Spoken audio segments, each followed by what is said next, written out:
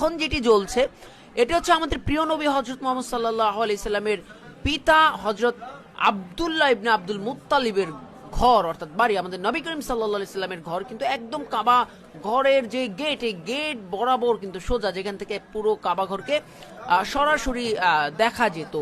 তারপরে যদি আমরা দেখতে চাই যে দেখুন এরপরে যে লাইটটি জ্বলবে এবং সেই লাইটের বাড়িটির কথা হচ্ছে, এটি হচ্ছে দারুল নদওয়া। দারুল নদওয়া আমরা জানি পবিত্র কাবা ঘর পরিচালনা করার জন্য যেই সংগঠন বা যেই জায়গা যেখান থেকে পরিচালিত হতো সেটি হচ্ছে কিন্তু দারুল নদওয়া। এবং সেই দারুল নদওয়ার আশপাশে কিন্তু প্রতিটা ঘর এবং প্রতিটা স্থাপনা কিন্তু সাহাবায়ে কেরামের ছিল। এবং এই যে যেই দুটি জায়গায় দুটি ঘরে একত্রে লাইট জ্বলছে, এটি হচ্ছে আবু যর, সাহাবী আবু যর রাদিয়াল্লাহু তাআলার বাড়ি বা হচ্ছে গিয়ে তার পাঠশালা বলা হয়, বলা যেতে পারে বা বলা হচ্ছে। এবং এখন যেটিতে লাইট জ্বলছে এটি হচ্ছে হযরত আব্বাস রাদিয়াল্লাহু তাআলা। আমরা জানি মহানবী সাল্লাল্লাহু আলাইহি সাল্লামের চাচা হযরত আব্বাস রাদিয়াল্লাহু তাআলা, তার ঘরটি ছিল ওখানে। বন্ধুরা আপনারা যে যেখান থেকে দেখছেন, গুরুত্বপূর্ণ একটি ভিডিও, শিক্ষণীয় ভিডিও, অবশ্যই কিন্তু বন্ধুদের মাঝে শেয়ার করে দেবেন। এবং আপনারা কে কোথা থেকে দেখছেন, দেখুন এই যে টিপ টিপ করে লাইট জ্বলছিল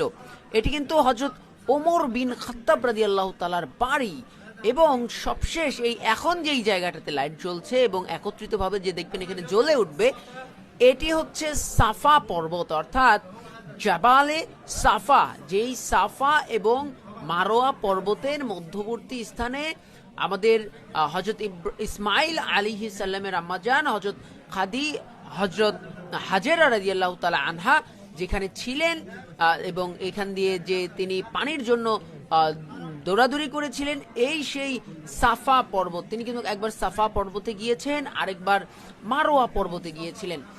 তো বন্ধুরা দেখুন পবিত্র কাবা ঘরের আশপাশে সে যুগে, কোন যুগে, যে যুগে মহানবী সাল্লাল্লাহু আলাইহি সাল্লাম ছিলেন পৃথিবীতে, সে যুগে কার বাড়ি কোন অবস্থানে ছিল এবং কে কোন সাহাবী কোথায় থাকতেন, পুরো বিষয়টা কিন্তু একটা ম্যাপের মাধ্যমে, মানচিত্রের মাধ্যমে একেবারে সুন্দরভাবে কিন্তু তুলে ধরা হয়েছে। এবং এটি কায়রোর একটি ইসলামিক যেই ফেয়ার হয়েছিল, মেলা হয়েছিল, সেই মেলাতে কিন্তু দর্শকদের জন্য অত্যন্ত সুন্দরভাবে কিন্তু এই দৃশ্যটি তুলে ধরা হয়েছিল। একেবারে ইসলামকে সচিত্রভাবে কিন্তু তুলে ধরার একটি প্রয়াস দেখানো হয়েছিল। বন্ধুরা আপনারা যে যেখান থেকে দেখছেন এই ভিডিওটি অবশ্যই কমেন্ট করে জানাবেন এবং আপনাদের কেমন লাগছে অবশ্যই কিন্তু কমেন্ট করে জানাবেন এবং বন্ধুদের মাঝে ভিডিওটি শেয়ার করে দিবেন। এই প্রত্যাশা আজকের মতো এখানেই বিদায় নিচ্ছি। আল্লাহ হাফেজ।